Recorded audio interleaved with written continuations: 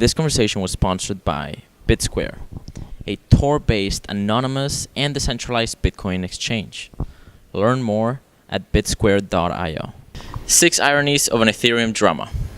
Hello everyone, this is Juan Galt with Coin Olympics, and today I'm going to be, going through a few key ironic points in this whole Ethereum Classic, the DAO hack drama, and telling you what I've kind of come to think after settling on all this information for a little bit. So before I begin though, I want to kind of disclose or tell you where I stand on things right now. I got into Ethereum as early as you could get into Ethereum. I bought it as cheaply as you could get it. It was the pre-sale, and I held all the way, and sold on the way up until it got to until the immutability question hit me after the fork. And at that point, I sold the last bit of Ethereum that I had.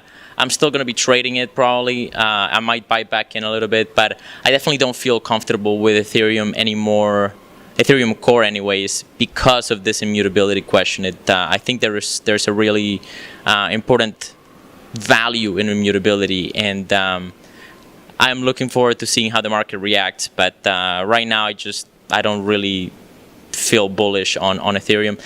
I mean, there's reasons why it might go up, and we can talk about those later. But I just my gut doesn't say it's not feeling good on Ethereum.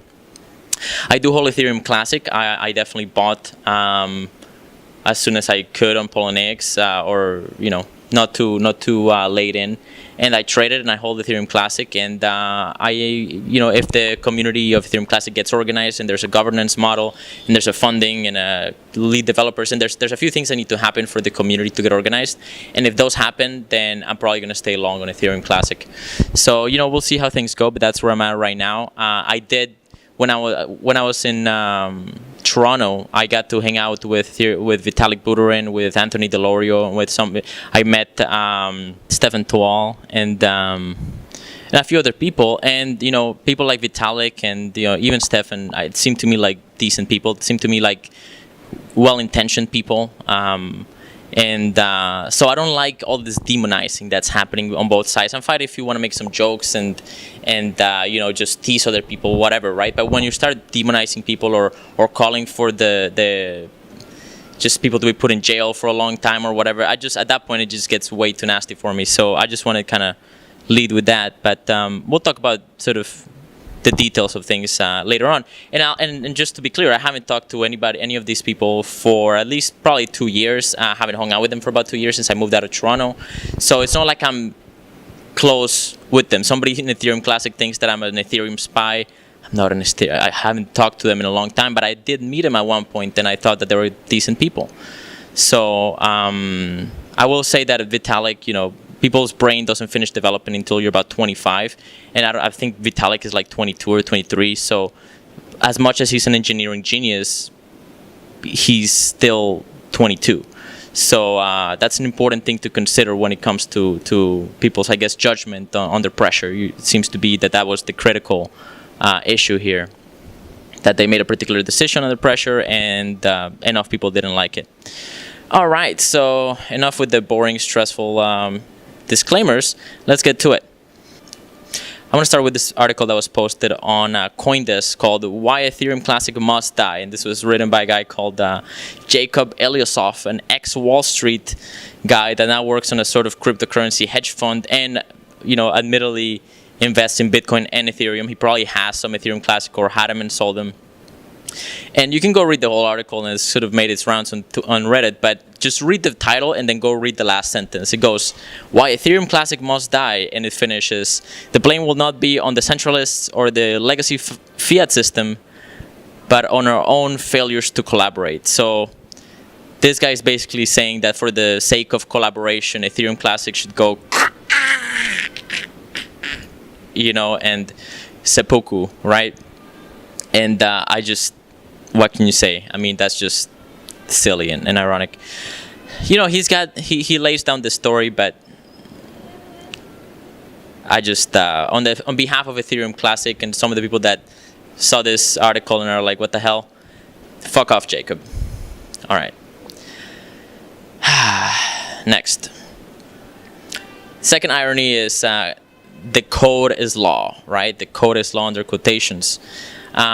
This wasn't written in the code that was published on the blockchain. I went through every piece of Solidity code, and nowhere does it say, quote unquote, code is law. None of it was published on the blockchain. The only place where this was written was on the websites and the guideline articles on the website that said also that none of these sort of articles on the websites had legal authority, and that the only authority was on what was on the blockchain.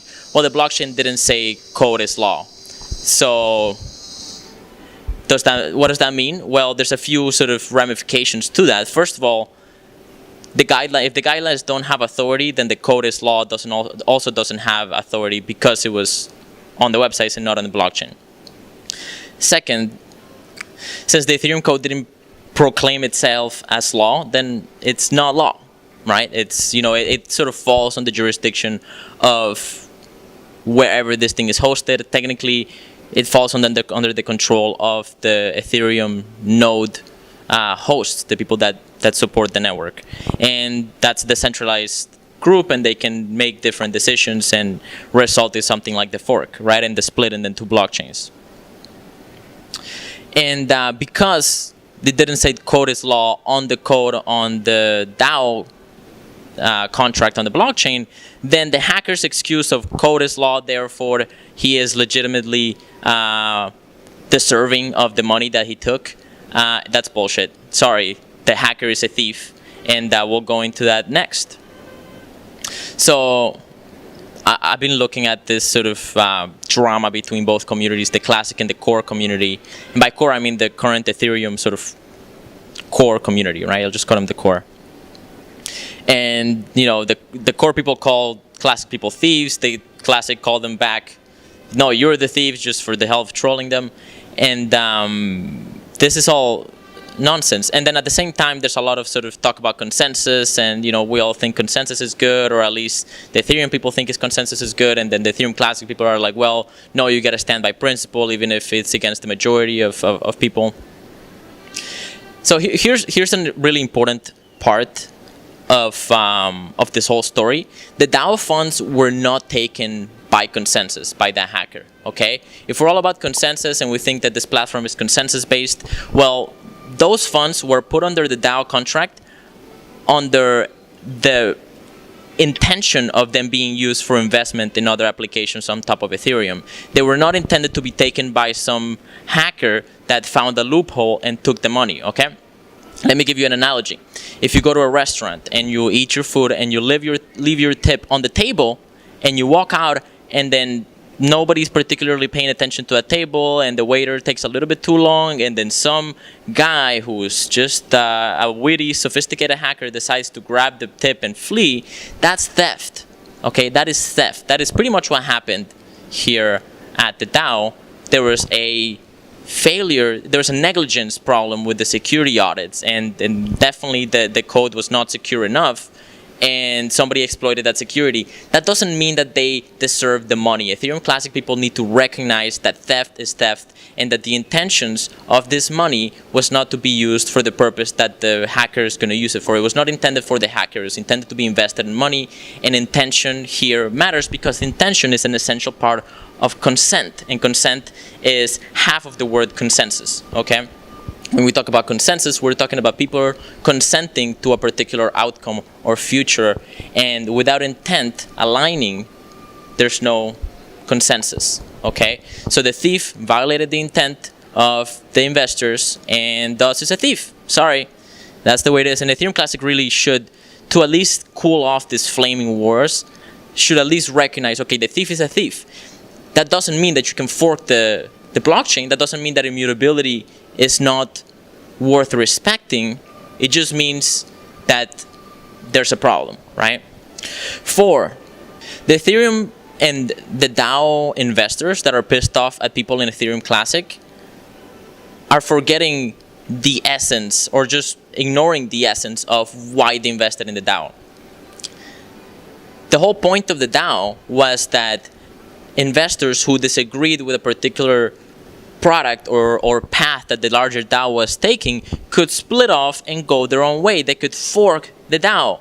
Well, it turns out that this amoeba-like behavior that was at the soul, at the core of the DAO as a project, as a decentralized application, was already embedded in the blockchain. It's just that we hadn't realized that blockchains function like amoebas if there's enough people to support the dissident chain. Well, Ethereum Classic has fulfilled the wish and the essence of the DAO. It turned Ethereum's blockchain into an amoeba and said, no, we're going to maintain the old chain and we're going to stand and defend immutability. And that's kind of ironic, and that is something that Ethereum people need to recognize, DAO investors need to recognize, and need to say, okay, well, yeah, that's all right. We sold our immutability for about $150 million and cashed in the check, and we're okay with it. If you're okay with it, that's fine. That's your choice, and Ethereum Classic people must look at this and be like, okay, fair enough. You think immutability is worth around $150 million. We don't think it's worth that much. Perhaps we don't think that there is a price to immutability, and that's okay. We need to accept that the groups of people, the different groups of people in this community, have made their choice and have decided to move on, and that's okay, right? And we're going to, again, criticism and all that, that's fine. And I think Ethereum Classic people should have some sympathy for the Ethereum core community, because they had to make a choice worth, again, $150 million under serious pressure and under the legitimate risk of being sued senseless. And they made a choice. And if they had had more time, perhaps they would have made a different choice. Perhaps they would have preferred to defend immutability, but that is not what happened. Those were not the circumstances. That is not the choice they made. Have some sympathy, disagree respectfully, maybe joke about it, whatever, that's fine. But again, don't be an asshole, and let's transcend this this drama. All right, thank you for watching. I hope you have a great day. If you have any questions or whatever, let me know, and share, subscribe, like it, and if you still think that I'm an Ethereum troll or an Ethereum Classic troll, well, I guess that's what happens when you're on the fence. You get shit thrown at you from both sides. So, cheers. Love you guys. Take care.